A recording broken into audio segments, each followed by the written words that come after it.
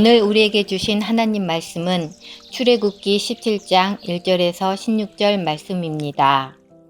이스라엘 자손의 온 회중이 여호와의 명령대로 신 광야에서 떠나 그 노령대로 행하여 느비딤의 장막을 쳤으나 백성이 마실 물이 없는지라. 백성이 모세와 다투어 이르되 우리에게 물을 주어 마시게 하라. 모세가 그들에게 이르되 너희가 어찌하여 나와 다투느냐. 너희가 어찌하여 여호와를 시험하느냐. 거기서 백성이 목이 말라 물을 찾으매 그들이 모세에게 대하여 원망하여 이르되 당신이 어찌하여 우리를 애굽에서 인도해 내어서 우리와 우리 자녀와 우리 가축이 목말라 죽게 하느냐. 모세가 여호와께 부르짖어 이르되 내가 이 백성에게 어떻게 하리이까. 그들이 조금 있으면 내게 돌을 던지겠나이다. 여호와께서 모세에게 이르시되 백성 앞을 지나서 이스라엘 장로들을 데리고 나일강을 치던 내 지팡이를 손에 잡고 가라. 내가 호렙산에 있는 그 반석 위 거기서 내 앞에 서리니 너는 그 반석을 치라. 그곳에서 물이 나오리니 백성이 마시리라. 모세가 이스라엘 장로들을 목전에서 그대로 행하니라.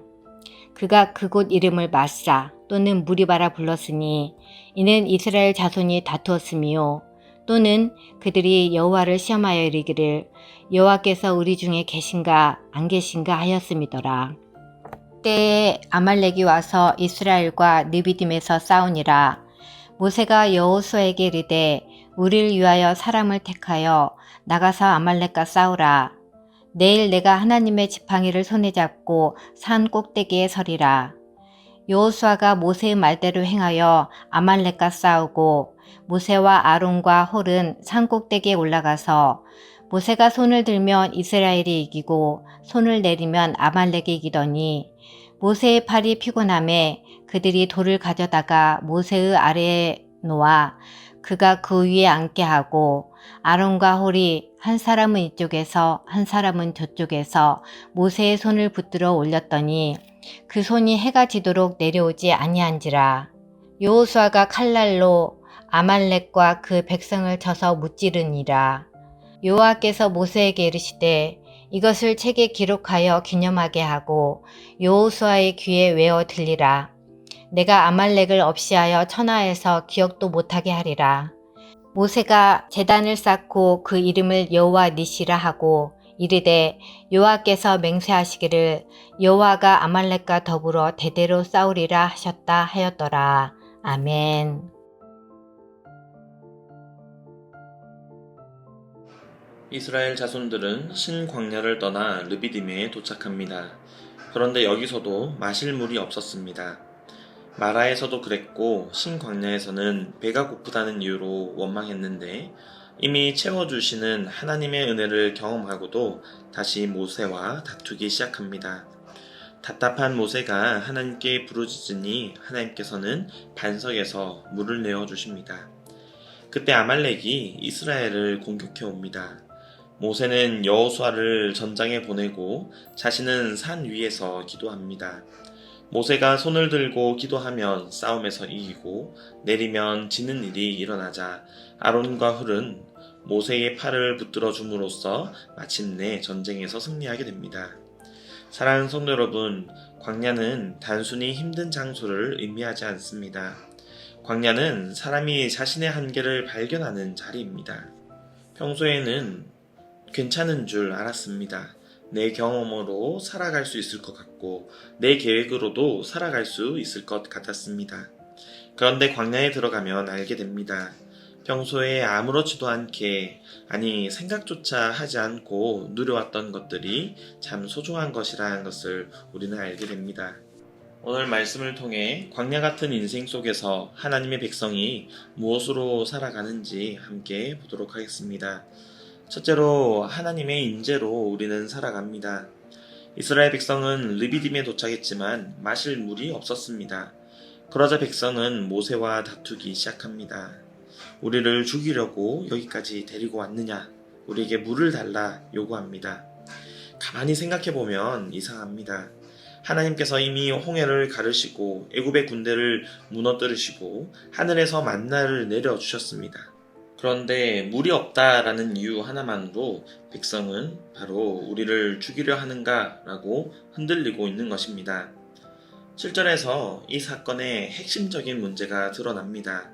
여호와께서 우리 중에 계신가 안 계신가 라고 그들이 시험하는 것입니다. 이것이 진정한 문제입니다. 물이 없는 것이 문제의 끝이 아닙니다. 그들은 환경 때문에 하나님의 임재 자체를 의심하고 있는 것이었습니다. 정말 하나님이 나와 함께 하시는 걸까? 왜 내 삶에 이러한 어려운 일이 생기는 걸까? 기도했는데도 왜 바뀌지 않을까라고 하나님의 임재를 의심하는 것입니다. 우리에게 닥친 정말로 크고 작은 문제들 가운데 정말로 무서운 문제는 바로 문제 때문에 하나님을 의심하는 것입니다. 본문은 그 장소를 마사와 무리바라고 부릅니다. 마사는 시험하다라는 뜻을, 무리바는 다투다라는 뜻이 있습니다. 하나님은 광야에서 백성을 시험하셨는데 백성들은 오히려 하나님을 시험하고 있는 것입니다. 하나님 정말 우리와 함께 계십니까? 라고 묻고 있는 것입니다. 그런데 이 질문은 이미 답이 나온 질문입니다. 하나님은 이미 그들과 함께 계셨습니다. 그런데도 이스라엘 사람들은 현재의 고통이 커지면 과거의 은혜를 금방 잊어버리는 것입니다. 그래서 광야는 우리의 믿음을 드러내는 자리입니다. 내가 정말 하나님을 신뢰하는지 아니면 환경이 좋을 때만 하나님을 믿는지를 드러내는 자리입니다. 그런데 하나님께서는 그렇게 원망하는 백성들을 버리지 않으셨습니다. 오히려 놀라운 방법으로 그들을 살리십니다. 둘째로 반석이신 그리스도를 통해 우리는 살아갑니다. 하나님께서는 모세에게 말씀하십니다. 호렙의 반석을 치라. 모세가 반석을 치자 그 반석에서 물이 터져 나옵니다. 광야에서 물은 생명입니다. 물이 없으면 끝이 나는 것이죠. 그런데 하나님은 메마른 반석에서 생명을 공급하십니다. 여기서 중요한 질문이 있습니다. 왜 하필이면 반석인가 하는 것입니다. 신약에서 바울은 이 사건을 설명하면서 놀라운 말을 합니다. 고린도전서 10장 4절에 그 반석은 곧 그리스도시라 라고 말씀합니다. 광야의 반석은 예수 그리스도를 가리키는 그림이었다라는 것입니다. 광야의 반석은 딱딱합니다. 메말라 있습니다. 생명이 나올 것 같지 않습니다. 그런데 하나님께서는 바로 그 반석에서 물을 내십니다. 마찬가지입니다. 십자가도 인간의 눈에는 실패처럼 죽음처럼 끝난 것처럼 보였습니다. 그런데 하나님께서는 바로 그 십자가를 통해 생명을 흘려 보내셨습니다. 예수님께서도 말씀하십니다. 누구든지 목마르거든 내게로 와서 마시라. 예수님께서 우리의 생명이자 우리의 생수가 되어주시는 것입니다. 사랑하는 성도 여러분, 우리의 인생은 계속 목이 마릅니다. 사람에게서 만족을 찾으려 하지만 부족합니다. 돈으로 채우려 하지만 끝이 없습니다. 인정받으려 하지만 여전히 불안합니다. 왜입니까?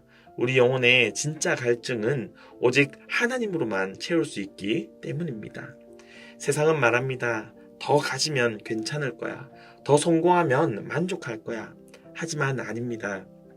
광야의 백성이 물 없이는 살 수 없었던 것처럼 우리 영혼도 그리스도 없이는 살아갈 수 없습니다. 그리고 놀라운 것은 하나님께서 이 원망하는 백성에게도 물을 주셨다라는 것입니다. 은혜는 자격 있는 사람에게 주어지는 것이 아니라 하나님께서는 오늘도 메마른 영혼에게 반석 대신 그리스도를 통하여서 생명을 공급하십니다. 그런데 광야에는 갈증만 있는 것이 아닙니다. 어떤 날은 싸워야 할 때도 있습니다. 본문 후반부에는 아말렉과의 전쟁이 등장합니다. 하나님은 여기서 또 하나를 우리에게 말씀하십니다. 셋째, 하나님을 의지하면 승리한다라는 것입니다. 8절부터 아말렉이 이스라엘을 공격하는 사건이 등장합니다. 출애굽 이후의 첫 전쟁입니다. 여호수아는 아래에서 싸우고 모세는 산 위에 올라갑니다. 그리고 모세는 하나님의 지팡이를 손에 들고 있습니다. 그런데 이상한 현상이 벌어집니다. 모세의 손이 올라가면 이스라엘이 이기고 손이 내려오면 아말렉이 이기는 것입니다. 그래서 아론과 훌이 모세의 손을 붙들어 줍니다. 결국 이스라엘은 승리합니다. 이것은 단순히 손동작의 문제가 아닙니다. 손을 든다는 것은 하나님을 의지한다는 것이고 기도한다라는 의미입니다. 우리의 승리는 하나님께 달려 있습니다 라고 하는 그 모습이 담겨 있는 것입니다. 이스라엘은 싸웠습니다. 가만히 있지 않았습니다. 그러나 그들은 동시에 알아야 했습니다. 그들의 승리는 그들이 들고 있는 칼에 있는 것이 아니라 모세를 통하여서 기도하는 한 사람을 통하여서 그 승리가 그들에게 주어졌다라는 것을 알아야 합니다. 사랑하는 성도 여러분, 우리의 삶에도 아말렉과 같은 그런 싸움이 있습니다. 죄와의 싸움, 염려와의 싸움, 두려움과의 싸움, 지치고 무너지는 현실과의 싸움이 있습니다. 그런데 우리는 자꾸 내 힘으로만 버티려 합니다. 그러나 그때마다 우리는 지치게 되고 나의 한계를 깨닫게 됩니다. 오늘 본문은 우리에게 말합니다. 기도하라. 하나님을 의지하라 라는 것입니다.